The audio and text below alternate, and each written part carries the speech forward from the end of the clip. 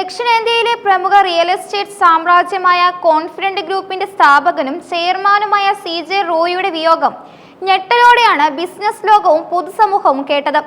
ബംഗളൂരുവിലെ അശോക് നഗറിലുള്ള ഗ്രൂപ്പിന്റെ കോർപ്പറേറ്റ് ഓഫീസിൽ വെച്ച് നടന്ന അപ്രതീക്ഷിത സംഭവങ്ങൾ ഒരു സിനിമാ കഥയെ വെല്ലുന്ന നാടകീയത നിറഞ്ഞതായിരുന്നു.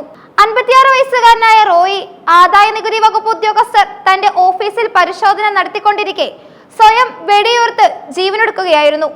ഉച്ചയോടെയാണ് സംഭവങ്ങളുടെ തുടക്കം. കഴിഞ്ഞ കുറച്ചു ദിവസങ്ങളായി ബംഗളൂരുവിലെയും കേരളത്തിലെയും തമിഴ്നാട്ടിലെയും കോൺഫിഡന്റ് ഗ്രൂപ്പിന്റെ വിവിധ ഓഫീസുകളിലും റോയിയുടെ വസതികളിലും ആദായ നികുതി വകുപ്പ് വ്യാപകമായ റെയ്ഡുകൾ നടത്തി വരികയായിരുന്നു. കോടിക്കണക്കിന് രൂപയുടെ നികുതി വെട്ടിപ്പ് നടന്നതായുള്ള സൂചനകളെ തുടർന്നായിരുന്നു ഈ നീക്കം. ബംഗളൂരുവിലെ ഓഫീസിൽ വെച്ച് ഉദ്യോഗസ്ഥർ രേഖകൾ പരിശോധിക്കുന്നതിനിടെ റോയി തന്റെ ലൈസൻസുള്ള തോക്ക് ഉപയോഗിച്ച് നിറയൊഴിക്കുകയായിരുന്നുവെന്നാണ് പ്രാഥമിക റിപ്പോർട്ടുകൾ സൂചിപ്പിക്കുന്നത്. റെയ്ഡിനെത്തിയ ഉദ്യോഗസ്ഥരുടെ മുന്നിൽ വെച്ച് തന്നെയാണ് ഈ കടുങ്കൈ നടന്നതെന്ന വിവരങ്ങൾ അതീവ ഗൗരവകരമാണ്. രക്തത്തിൽ കുളിച്ചു കിടന്ന റോയിയെ ഉടൻ തന്നെ സമീപത്തെ നാരായണ ആശുപത്രിയിൽ എത്തിച്ചെങ്കിലും അവിടെ എത്തുന്നതിന് മുൻപേ മരണം സംഭവിച്ചിരുന്നു. കൊച്ചി സ്വദേശിയായ CJ റോയി തന്റെ കഠിനാധ്വാനം കൊണ്ട് കെട്ടിപ്പടുത്ത ഒരു വലിയ ബിസിനസ് ശൃംഖലയുടെ അധിപനായിരുന്നു.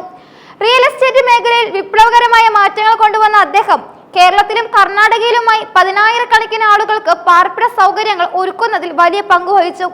ദുബായ് ഉൾപ്പെടെയുള്ള വിദേശ രാജ്യങ്ങളിലും കോൺഫിഡന്റ് ഗ്രൂപ്പിന് ശക്തമായ സാന്നിധ്യമുണ്ടായിരുന്നു. ബിസിനസ് രംഗത്ത് മാത്രമല്ല, സിനിമാ നിർമ്മാണ മേഖലയിലും റോയി തന്റെ വ്യക്തിമുദ്ര പതിപ്പിച്ചിട്ടുണ്ട്. മലയാളത്തിലെയും കന്നഡയിലെയും പല പ്രമുഖ ചിത്രങ്ങളുടെയും പിന്നിൽ അദ്ദേഹത്തിന്റെ നിക്ഷേപമുണ്ടായിരുന്നു.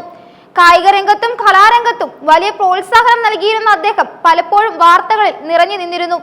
എന്നാൽ ഇത്രയും വലിയൊരു ബിസിനസ് സാമ്രാജ്യത്തിന്റെ അധിപനെ ഇത്തരമൊരു കടുത്ത തീരുമാനത്തിലേക്ക് നയിച്ച കാരണങ്ങൾ തേടുകയാണ് പോലീസ്.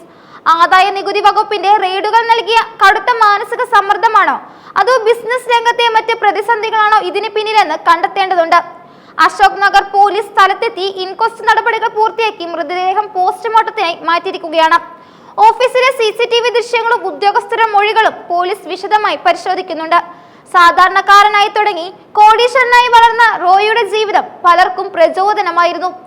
എന്നാൽ ആ വളർച്ചയുടെ ഒടുക്കം ഇത്തരത്തിൽ ദുരന്തമായത് ബിസിനസ് ലോകത്തിന് വലിയൊരു പാഠമാണ് നൽകുന്നത്. നികുതി പരിശോധനകളും നിയമ നടപടികളും സ്വാഭാവികമാണെങ്കിലും അതൊരു വ്യക്തിയുടെ ജീവനെടുക്കുന്ന തരത്തിലുള്ള മാനസിക സമ്മർദ്ദത്തിലേക്ക് വളരുന്നത് ഗൗരവമായി കാണേണ്ടതുണ്ട്. ബംഗളൂരുവിലെയും കേരളത്തിലെയും അദ്ദേഹത്തിന്റെ സുഹൃത്തുക്കളും ബിസിനസ് പങ്കാളികളും വിയോഗ വാർത്തയറിഞ്ഞ് ആശുപത്രിയിലേക്ക് എത്തിക്കൊണ്ടിരിക്കുകയാണ്.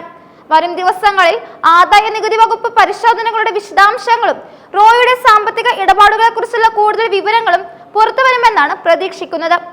പശ്ചിമേഷ്യയിലെയും ഇന്ത്യയിലെയും റിയൽ എസ്റ്റേറ്റ് ഭൂപടത്തിൽ കോൺഫിഡന്റ് ഗ്രൂപ്പിനെ പ്രതിഷ്ഠിച്ച ആ വലിയ ബിസിനസ് തന്ത്രജ്ഞന്റെ വിയോഗം നികത്താനാകാത്ത ഒന്നാണ്.